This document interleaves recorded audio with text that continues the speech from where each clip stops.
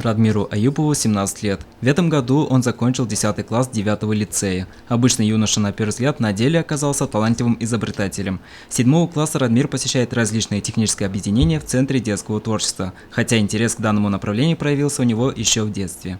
У Радмира немало достижений. Например, в сфере робототехники на городских и зональных конкурсах он всегда занимал призовые места. А самое главное событие в 2017 году – участие в 4-й Всероссийской конференции «Юные техники и изобретатели», где наш герой выступил с проектом по останкостроению. Предшествовало этому событию успешное прохождение городского и республиканского этапов. По результатам республиканской конференции меня пригласили участвовать на Всероссийской конференции «Юные техники и изобретатели», которая проходила в Госдуме. На данной конференции я представил свой проект под названием «Станок числовым программным управлением». Такие станки применяются для фрезеровки, гравировки, раскройки различных материалов, такие как различные породы дерева, пластики, мягкие металлы.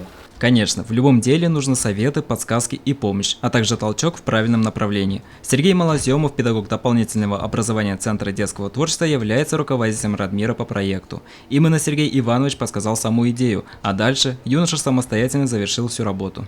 На всероссийских это первый раз. Потому что мы и не участвовали, нам и не предлагали, а в этом году вот руководство технопарка предложило поучаствовать в этом конкурсе. Мы согласились.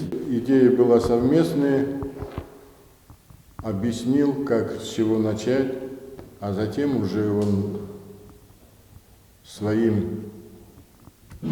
целеустремленностью, материально я им, конечно, не смог ничем помочь, это все родители. Такие успехи сына – повод для гордости у родителей. Эмоции, конечно, только положительные. Я очень рад, что благодаря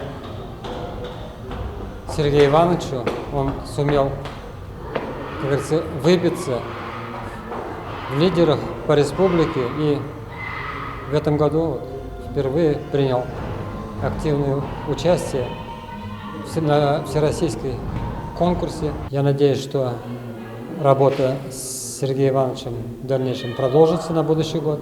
Его увлечение робототехникой, станкостроением в дальнейшем ему пригодится. Как говорится, будем по этому направлению работать дальше. После 11 класса планируем поступить какой-нибудь технический вуз. В результате отбора среди проектов, прошедших финальный этап 4-й Всероссийской конференции, Радмира Аюпова объявили победителем. Среди тысяч участников 72 регионов страны именно он, простой парень из Сибая, удостоился звания лучшего в этом году в масштабе всей России. Радмир не собирается останавливаться на достигнутом. Он и в будущем планирует заниматься проектировкой и изобретательством, так как это теперь неотъемлемая часть его жизни. Данил Алибаев, Радмир Исангулов, Любовь Карпова, телекомпания СТВ.